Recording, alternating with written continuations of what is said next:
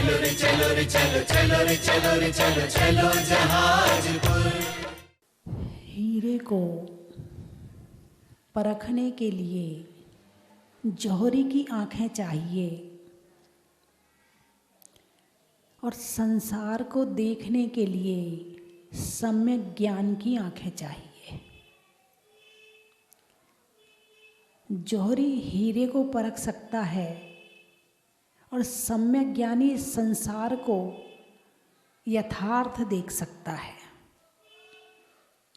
जैसा है वैसा देख सकता है। जैसे यदि कोई हरे रंग का चश्मा लगाया हो तो उसे सारी दुनिया कैसी दिखती है?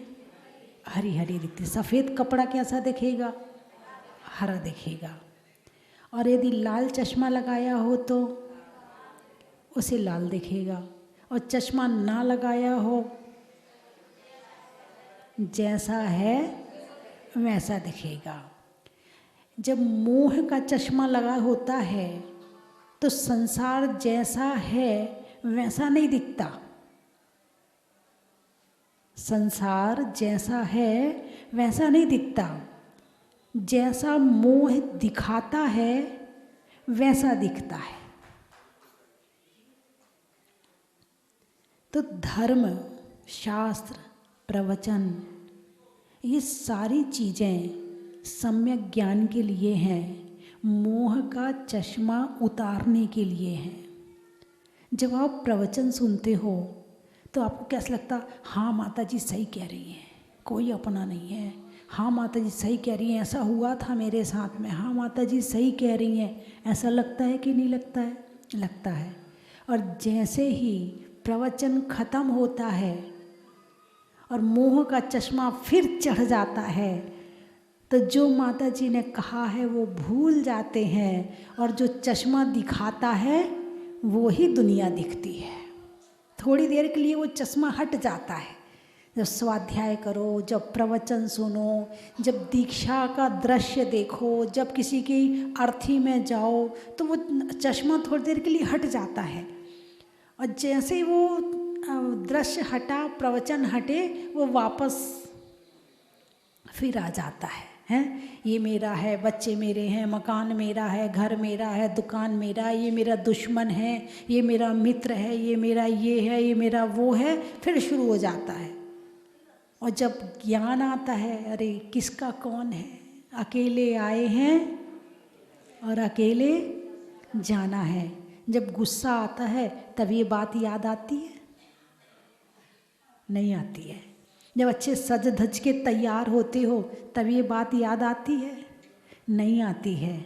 जब सामने हरे हरे नोटों की गड्डी हाथ में हो तब याद आती है, नोटों की गड्डी मेरी नहीं है, मैं इसका नहीं हूँ, ये मेरी नहीं है। याद आती है? नहीं आती है। जब बढ़िया सी गाड़ी सामने खड़ी हो तब याद आती कि ये मेरी गाड़ी नहीं है। तब तक क्या लगता है? सब मेरा है। इतना सारी जिंदगी करते हैं और जब अंत में जाते हैं तो सब कुछ यहीं छोड़ के जाते हैं। तो ये कौन नहीं जानने दे रहा है, ये कौन नहीं पहचानने दे रहा है कि ये मेरा नहीं है? ये है मोह। क्या है? मोह है, जो हमें समझने नहीं देता है। ज्ञान में तो आ जाता है मगर आचरण में नहीं आ पाता है। ज्ञान में आना अलग बात है और आचरण में आना अलग बात है। तो बात आज करनी है जीवन से, जीवन की, जीवन के लिए। तो जीवन को जानना और इस संसार को जानना बहुत ज़रूरी है। जानना और देखना। कैसा जानना है? जैसा है वैसा जानना है। कैसा देखना है? जैसा है वैसा देखना है। तो अभी क्या कर रहे हो? जान रहे हो मगर विपरीत जान रहे हो। देख रहे हो, जैसे अंधेरा है, थोड़ा थोड़ा उजाला है और कोई काले रंग की रस्सी लटक रही है तो क्या नज़र आएगा? अरे सांप हो सकता है, दूर रहे, भले वो रस्सी हो। और तुलसीदास जी सांप था तो रस्सी समझ के चढ़ गए हैं। इसको कहते हैं दिख तो रहा है मगर विपरीत दिख रहा है। देखने की क्षमता तो है मगर विपरीत। एक होता है अंधा, उसे कुछ दिखता ही नहीं है, और एक होता है दिखता तो है मगर उल्टा दिखता है। तो मोह हमारे देखने को उल्टा कर देता है और मोह हमारे ज्ञान में जानने को उल्टा कर देता है, और इसी का नाम है मिथ्यात्व। क्या है? मिथ्यात्व है। और ये मिथ्यात्व दो तरह का है, ग्रहित मिथ्यात्व और अग्रहित मिथ्यात्व। देव कुगुरु कुदेव कुशास्त्र के प्रति मान्यता को ग्रहित मिथ्यात्व जो इस जन्म में प्राप्त कर रहे हैं, और जो अनंत काल से चला आ रहा है मोह संबंधी मिथ्यात्व, वो जो है अग्रहित मिथ्यात्व है ना। तो अब क्या करना है? केवल जानना और देखना, इन दो चीज़ों को सुधारना है। तो इसके लिए छह ढाला में कहा है, कुगुरु कुदेव कुवृष सेवक की नहीं प्रशंस उचरे है। मानने की बात नहीं कर रहे, मानना तो छोड़ दिया है, मानने का तो त्याग कर दिया है, लेकिन उनके जो सेवक हैं कि तुम ठीक कर रहे हो, तुम अच्छा कर रहे हो, ऐसी प्रशंसा भी नहीं करना, इसके लिए भी मना किया है। क्योंकि तुमने अनुमोदना कर दी, कृत कारित और अनुमोदना, है ना। किया, कराया, करने वाले को अच्छा कहा, कृत कारित और अनुमोदना। तो पहले तो हमने करने का तो छोड़ दिया, कराने का भी छोड़ दिया, लेकिन अनुमोदना नहीं छोड़ी। तो अभी कनेक्शन है, और कनेक्शन है तो करंट आएगा। भाई तार ने तो कनेक्शन ले रखा है ना, अनुमोदना का कनेक्शन ले रखा है ना, और जब तक यह अनुमोदना का कनेक्शन रहेगा तो वहाँ से करंट, वहाँ से जो भी ऊर्जा वहाँ की है वो आती रहेगी। इसीलिए यहाँ पे ये कहा है कि कुगुरु कुदेव कुवृष सेवक की नहीं प्रशंस उचरे है। कितनी बड़ी बात कही है। ऐसी बात आपको दुनिया में कहीं सुनने नहीं मिलेगी कि प्रशंसा भी नहीं करना कि तुम सही कर रहे हो। बंधुओं, संसार में सब कुछ मिलता है, अच्छा भी मिलता है और बुरा भी मिलता है। तुम्हें क्या चाहिए वो तुम ले लो, है ना। क्या चाहिए? अच्छा चाहिए, लेकिन ज्ञान है कि अच्छा क्या है और बुरा क्या है। जब तक इस बात का ज्ञान नहीं होगा, तुम बाजार जाके क्या करोगे? तुम्हें ज्ञान ही नहीं है कि अच्छी वस्तु कौन सी है और बुरी वस्तु कौन सी है, मेरे ग्रहण करने योग्य कौन सी है और मेरे छोड़ने योग्य कौन सी है। जैसे कोई बच्चा सब्जी खरीदने जाए और उसे ज्ञान ना हो सब्जी खरीदने का, तो वो ज़रा 1 किलो भिंडी ये ले, 1 किलो आम ये ले, है ना, 1 किलो जो भी सब्जी है वो ले ली और लेके आ गया। अब तुमने देखा, अरे बेटा तू सब्जी छांट के नहीं लाया, ये क्या तू आम गले गले भर के ले आया, ये भिंडी आदि सड़ी ले आया, ये कोई तेरे को सब्जी लेना नहीं आता है। एक सब्जी खरीदने में ज्ञान की ज़रूरत है। और जब आप सब्जी खरीदते हो, ठेला वाला खड़ा है तो वो तराजू पकड़ा है, वो अपने हाथ से रुक जा भाई मैं दे रहा हूँ वो चढ़ाना, नहीं नहीं सब एक सा, नहीं नहीं मैं जो दूंगा वही चढ़ाना भाई, वही तोलना, उसके अलावा मैं लूँगा नहीं। बोलते ऐसा करते कि नहीं करते आप लोग हैं? छांट छांट के लेते हो, सब्जी का ज्ञान है। बाजार जाते हो, कौन सा अनाज कौन से चावल बढ़िया है, अरे वो ना बासमती बहुत बढ़िया होता है, अरे वो और कौन से अच्छे होते हैं, काली मूछ काली मूछ का नाम कैसे आया? है, चावल का नाम काली मूछ है तो मतलब चावल में मूछें होती हैं काले रंग की? नहीं। अच्छा, बड़ा होता है, मूछ जैसे बड़ा होता है। अच्छा, तो काले रंग का होता है क्या? तो फिर मूछ रख देते, काली मूछ क्यों रखा? कोई काली मूछ वाले ने उगाया होगा पहली बार, उसने कहा इस नाम से रखो। हैं? हाँ, सबके अपने एरिया के चावल अलग हैं। एक ही यहाँ के एरिया में काली मूछ हो गया, जो उत्तराखंड है उसमें बासमती हो गया, जो MP बालाघाट साइड है वो एक छोटा सा चावल आता है जीरा शंकर, बड़ा छोटा सा होता है। हाँ, गोविंद भोग बोलते हैं। देखो अम्मा जी बता रही हैं। क्या देखो, सबको पता है कि चावल कौन सा बढ़िया। ये जैनी है, ये ऐसी वैसी चीज़ नहीं खाते हैं, इन्हें तो बढ़िया टेस्ट चाहिए, बढ़िया चीज़ चाहिए खाने के लिए। बड़ा खाने के मामले में अच्छा ज्ञान है। किसके मामले में? खाने के मामले में बढ़िया ज्ञान है कि कौन सा गेहूँ खाना, गेहूँ कौन सा अच्छा होता? शर्वती। वाह, क्या बात है। देखो तुरंत नाम आया, इधर से प्रश्न गया, पूरा भी नहीं हुआ कि उत्तर पहले आ गया। शर्वती है, शर्वती राजस्थान का है। हाँ, अब वो आप देखो कि जो चीज़ आप खाते हो क्वालिटी जानते हो, क्या बढ़िया है, हे उपादेय का ज्ञान है।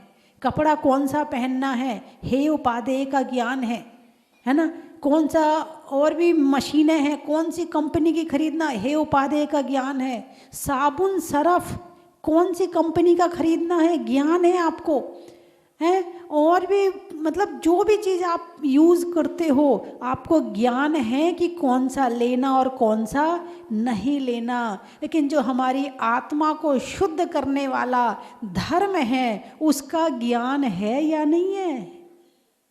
कि जो आया तो आजा भाई, सब बराबर है। हीरा मोती कंकड़ पत्थर सब बराबर संसार में कभी नहीं होते हैं। तो पहले उसके लिए क्या चाहिए? ज्ञान की आंखें चाहिए। ऐसे ही मत ले लेना। मैं ये नहीं कह रही हूँ कि जो मैं कह रही हूँ आप मान लो, बिल्कुल मत मानना। मैंने जो कहा है उसकी पूरी परीक्षा करो, और परीक्षा करने के लिए भी ज्ञान चाहिए। ऐसा नहीं कि हर कोई परीक्षा करने के लिए तैयार हो जाए ना। तुम्हारे अंदर ज्ञान है कि नहीं परीक्षा करने का? जब तक ज्ञान नहीं होगा तो तुम मेरी बात की भी परीक्षा कैसे करोगे? उसके लिए भी ज्ञान चाहिए, है। तो परीक्षा करके और फिर ग्रहण करो। पानी कौन सा पीना, कौन सा फिल्टर, कौन सा RO, कौन सा किसका अच्छा होता है, कौन सी बिस्लरी, ज्ञान सब है। लेकिन उन सी चीज़ों के साथ साथ आत्मा में हमें जो धर्म करना है उसका ज्ञान भी हमें होना चाहिए कि क्या करना है, कितना करना है। इस बात का ज्ञान ना हो तो तुम धर्म, बाकी सब काम संसार के तो बढ़िया कर लेते हो, जब धर्म करने का नंबर आता है तो ज्ञान ही नहीं है कि पूजा किसकी करनी है, कैसे करनी है, क्यों करनी है। इस बात का ज्ञान ही नहीं है। और यही कारण है कि संसारी प्राणी मिथ्यात्व में पड़ जाता है, क्योंकि इनके पास तो कुछ दिखता नहीं है। ना इनके पास कपड़े हैं, ना आभूषण है, ना परिवार है, ना बच्चे हैं, ना कुछ है। इनके पास कुछ नहीं है तो क्या देंगे ये? तो चलो ऐसों के पास चलते हैं जो देते हों। बस इस लालच में दुनिया में भटक जाते हैं, और जहाँ वास्तविकता होती है वहाँ तक हमारी नज़र पहुँच ही नहीं पाती है। रावण के राज्य में, एक राज्य में एक राजा था, उसका नाम था वज्रकर्ण। वज्रकर्ण का नियम था कि मैं वीतरागी देव शास्त्र गुरु के अलावा किसी को सिर नहीं झुकाऊंगा। उसका ये नियम था। इसलिए वो रावण के दरबार में भी नहीं जाता था। कभी कोई बहाना बना दिया, कभी कोई बहाना बना दिया, अपने धर्म की रक्षा के लिए, अपने नियम की रक्षा के लिए वो इस तरह कर लेता था।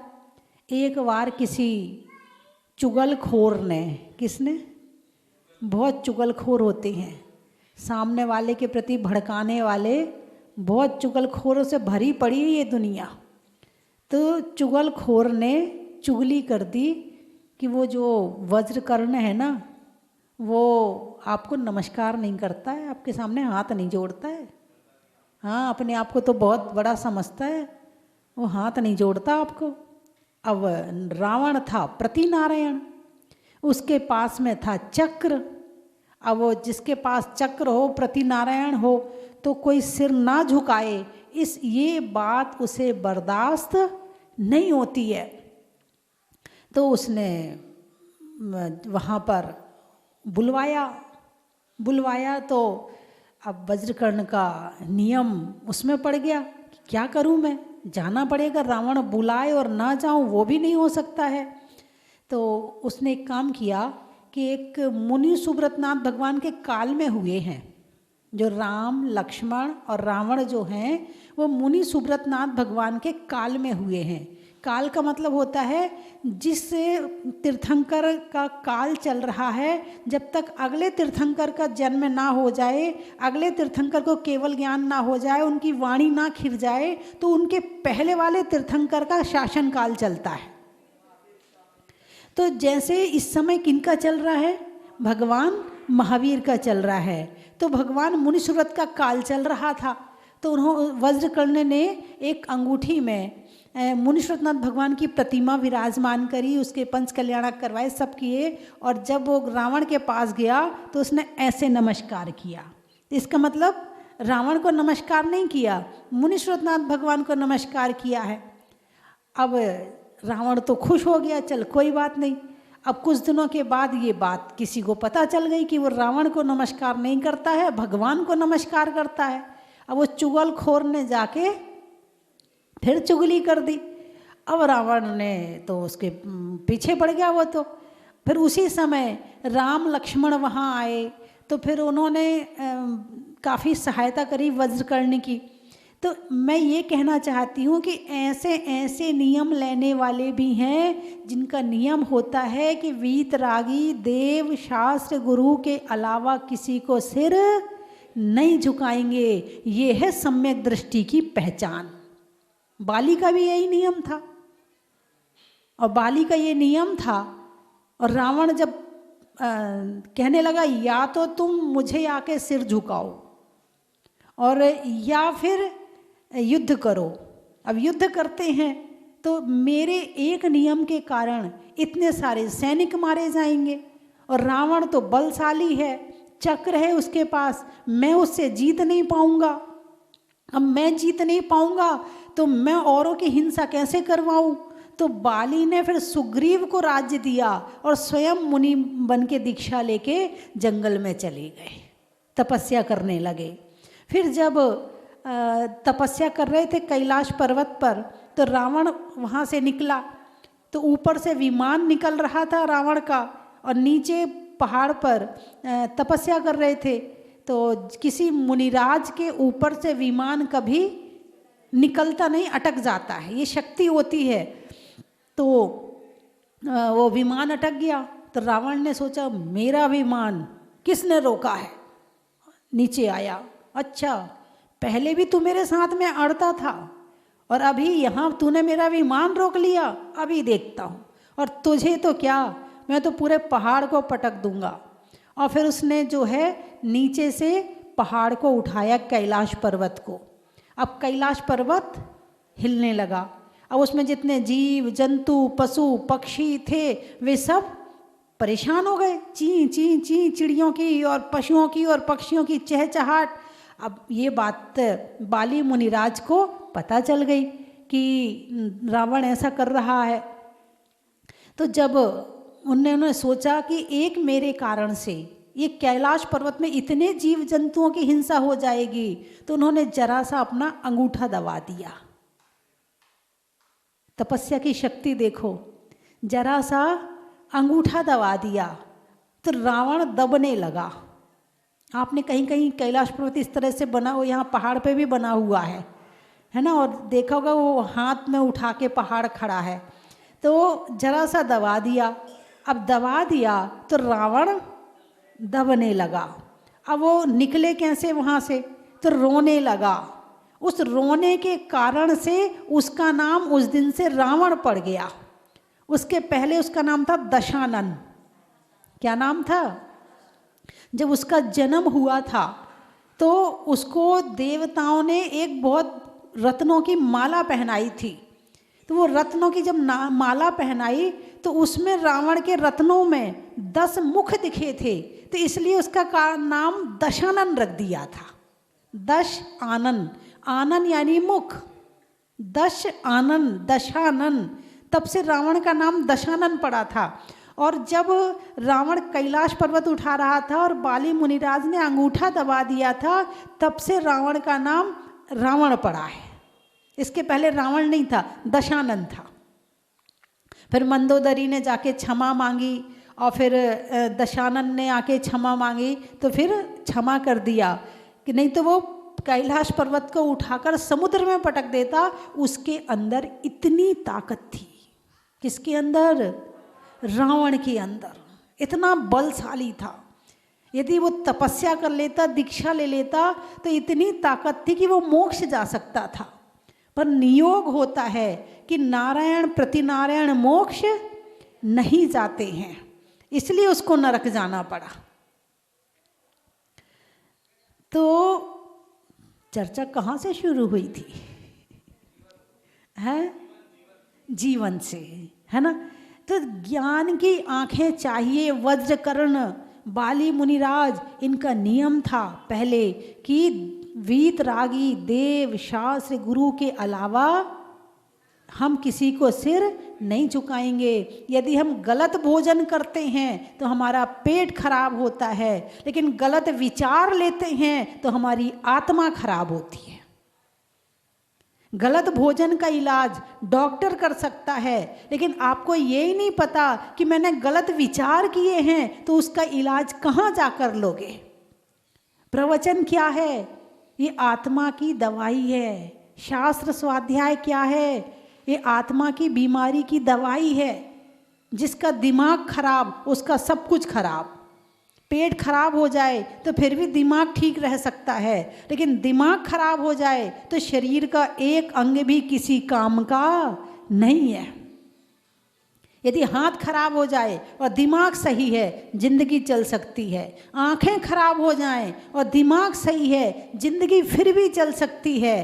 पैर खराब हो जाएं, दिमाग सही है तो जिंदगी फिर भी अच्छे से जी जा सकती है। लेकिन दिमाग खराब हो जाए, हाथ अच्छे हैं, पाँव अच्छे हैं, कान अच्छे हैं, मुंह अच्छा है, पेट अच्छा है, और केवल दिमाग खराब है। अरे बोलिए ना, हैं? इसलिए सबसे ज़्यादा अच्छा किसको रखने का प्रयास करना चाहिए? दिमाग को। अब आप कहोगे इसमें कोई बीमारी होती है क्या? हाँ, डिप्रेशन की हो जाती है तो इलाज तो करवा लेते, डॉक्टर तो कर लेता है। भगवान महावीर से पूछो कि दिमाग की बीमारी कौन सी है और उसका इलाज कौन सा है। क्रोध, मान, माया, लोभ, ये क्या है? दिमाग की बीमारी है। हिंसा, झूठ, चोरी, कुशील, परिग्रह, ये क्या है? दिमाग की बीमारी है। और सबसे बड़ी बीमारी है मिथ्यात्व। इनके साथ साथ जब मिथ्यात्व के साथ कषाएं जुड़ जाती हैं, बस फिर तो करेला और नीम चढ़ा। हाँ, करेला जब कषाय और मिथ्यात्व है, फिर तो वो अनंतानुबंधी बन जाती है। और जब ये दोनों मिल जाएं तो फिर तो संसार में भटकाने में ये उठा उठा के पछाड़ के मारती हैं फिर तो ये। इसीलिए सबसे ज़्यादा सावधानी हमें अपने विचारों में, अपने भावों में रखनी जरूरी है। और इसीलिए धर्म किया जाता है।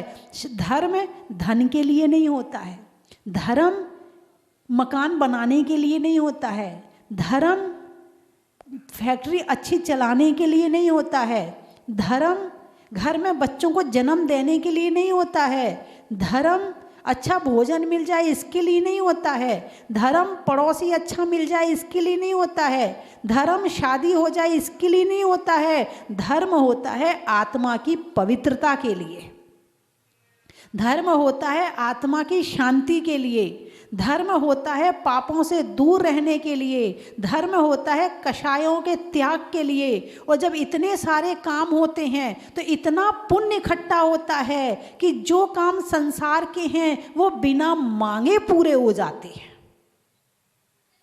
तुम्हें मांगने की जरूरत नहीं पड़ेगी। तुम्हारा काम केवल शुद्ध रूप से धर्म करना है। तुम इच्छा मन में मत रखो, बिना इच्छा के निकांक्षित अंग का पालन करते हुए धर्म करो। तुम्हें कभी किसी चीज़ की कमी आएगी नहीं, और कमी होगी भी तो महसूस नहीं होगी। एक होता कमी होना और एक होता महसूस होना, दोनों में अंतर है। एक व्यक्ति की आंखें नहीं है लेकिन वो महसूस नहीं करता है कि मेरी आंखें नहीं हैं। वो इतना ध्यान धर्म पाठ अपना करता रहता है, उसे पता ही नहीं चलता मेरी आंख है या नहीं है, और विचार करता अच्छा है। आंखें होती तो दुनिया में भटकता, यहाँ डोलता, ये मोबाइल देखता, वो करता। कम से कम आंखें नहीं तो शांति से बैठा तो हूँ, नहीं तो मैं शांति से भी नहीं बैठता। अरे बोलिए ना, रविंद्र जैन क्या आंखें नहीं थी? किसकी? रविंद्र जैन की आंखें नहीं थी, और उसने कितना काम किया है। आंखें, जिसकी आंखें नहीं थी उसने आंख वालों की आंखें खोल दी।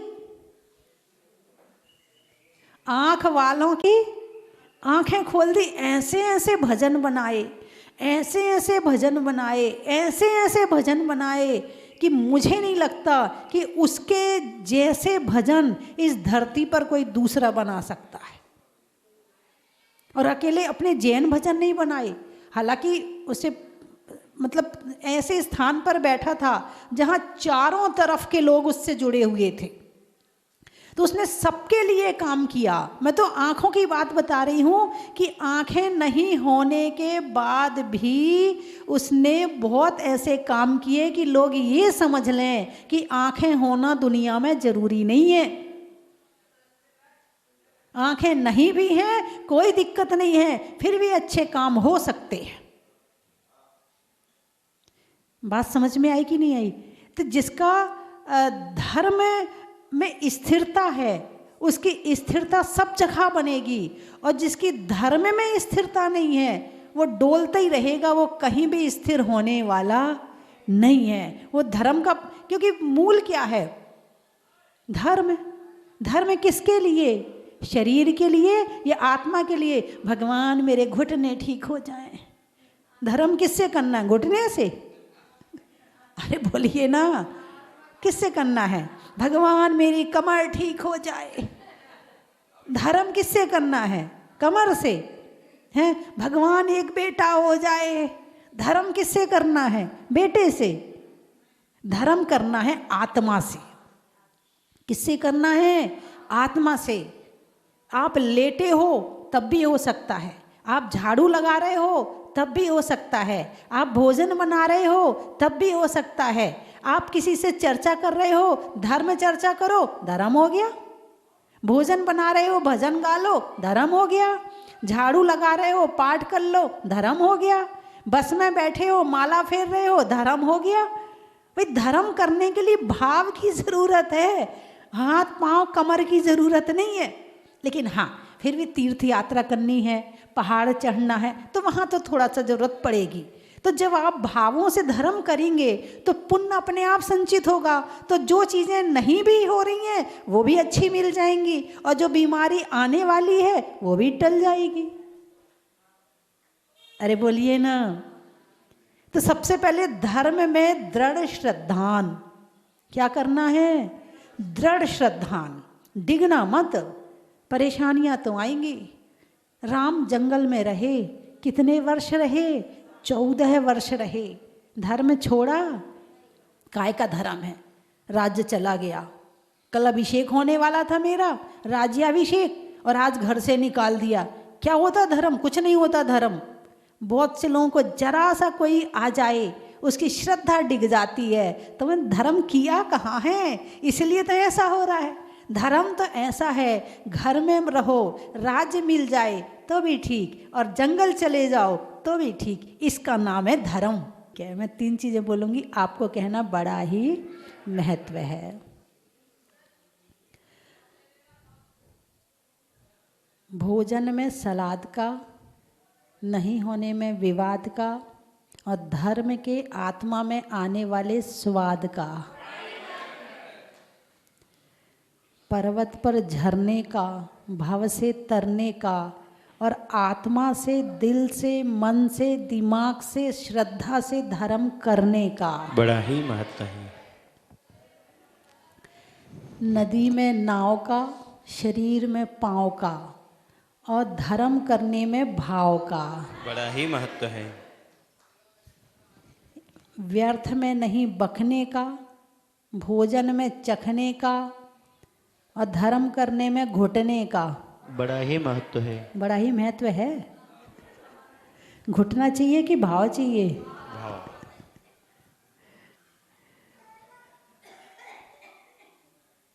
कहाँ कहाँ से आए हो? टिकैत नगर। पानी में मगर का, चलने में डगर का, और आने वालों में टिकैत नगर का। बड़ा ही महत्व है।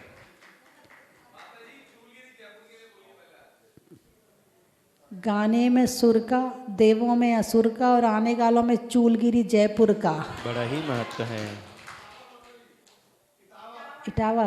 मिठाइयों में मावा का, शादी के सावा का, और आने वालों में इटावा का। बड़ा ही महत्व है। करेरा। रहने के लिए धरा का,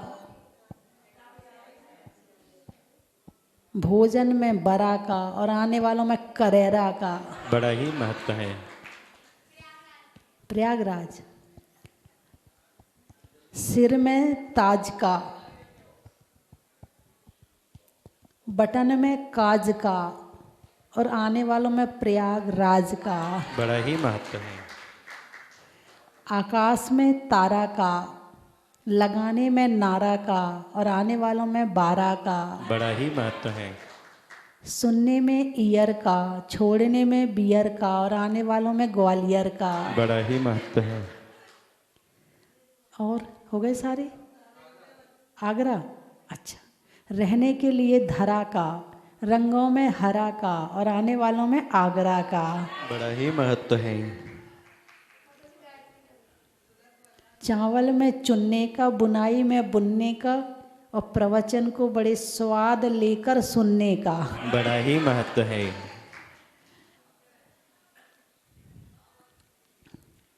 कर्म के हरने का, भव से तरने का, और सहस्र कूट में एक एक प्रतिमा विराजमान करने का। बड़ा ही महत्व है। फलों में फूट का, नारियल में जूट का, और सोनागिर में बनने वाले सहस्र कूट का। बड़ा ही महत्व है। आज 12 जैन समाज के महानुभाव माता बहने पूज्य माता जी के श्री चरणों में 12 नगरी में श्री राजेंद्र कुमार जी, श्रीमती ज्योति जैन सब परिवार के द्वारा सिद्ध चक्र महामंडल विधान पूज्य माता जी के मंगलमय आशीर्वाद से संपन्न होने जा रहा है। सभी की ये भावना है माता जी कि आपके श्री चरण भी इस अवसर पर 12 में पढ़े तो विधान में बहुत ही चमत्कारी कार्यक्रम होंगे। 4 चांद लगेंगे माता जी, आप पधारें। 2 जनवरी से 2 जनवरी तो 1 जनवरी को यहाँ हूँ और मैं तपस्या करूँगी, और यदि चारण रिद्धि प्राप्त हो गई तो आ जाऊँगी। माता जी आप सशरीर नहीं भी पहुँचे तो आपकी मंगल भावनाएं हमारे साथ आशीर्वाद के रूप में रहें, इतनी हमारी भावना है। आशीर्वाद तो है। बोलिए परम पूज्य गण्य का 105 श्री स्वस्ति भूषण माता जी की। माता जी ऐसा हमें ज्ञात हुआ है कि आपका केशवराय पाटन की ओर विहार संभव है, तो वहाँ पहुँचने से पूर्व 12 हमें पर्याप्त समय। मैं एक सोच रही थी कि 12 वाले अभी तक कहाँ रह गए। सब आ गए अब तो, आज तो। माता जी का मंगल में आशीर्वाद। माता जी की जय, भगवान की जय। यहाँ कैसा लगा, जैसे मानो मैं स्वर्ग में आ गया हूँ। और यहाँ की व्यवस्था इतनी अच्छी है कि इसका कोई जवाब नहीं है। हर आदमी आपके साथ में है, हर आदमी आपके समय का पूरा उपयोग करते हैं। मैं कल ऊपर गया था 24 देखने के लिए, शाम का समय, मानो जैसे लग रहा हो मैं स्वर्ग में आ गया हूँ। इतनी कलात्मक रोशनियाँ के बीच के अंदर में 24 बनाई गई और दागो मन भरता ही नहीं है। इतनी ठंड थी लेकिन फिर भी मन नहीं भर रहा था। ये हमारी माता स्वास्तिभूति माता जी की कृपा है, जिन्होंने ऐसा हमें एक ऐसा चीज़ दिया है जो हम जिंदगी भर तक याद रखेंगे। शायद मैं चला जाऊंगा लेकिन औलाद वाली पीढ़ी हरदम याद रखेगी। बोलो बोली सूरतनाथ भगवान की जय। हर बार हम लोग लगभग 2020 से टीवी पे देखते रहते थे और इच्छा होती थी कब हम यहाँ दर्शन करने आए। आज वो इच्छा पूरी हो गई है और यहाँ आके बहुत अच्छा लगा। धन्यवाद।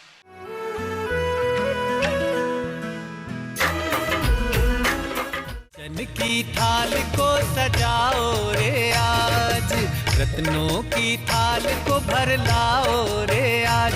आओ आओ करे रे गुणगान आरती भगवन की। आओ आओ करे गुणगान आरती भगवन की। आओ आओ करे रे गुणगान आरती भगवन की।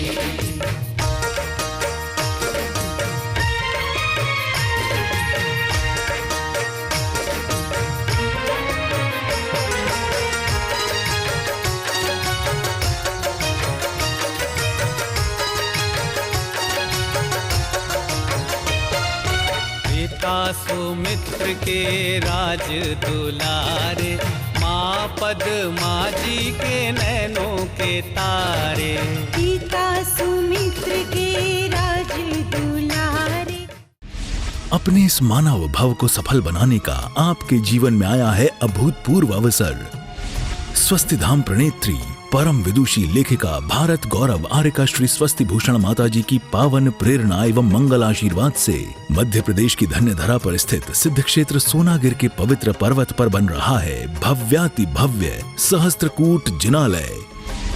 आप अपने व अपनों के नाम से एक प्रतिमा अथवा एक से अधिक प्रतिमाएं विराजमान कर सहस्त्र पुण्य के भागीदार बने। एक प्रतिमा की न्यौछावर राशि 1,11,000 रुपए मात्र। अपनी स्वीकृति प्रदान करने हेतु दिए गए नंबरों पर शीघ्र संपर्क करें।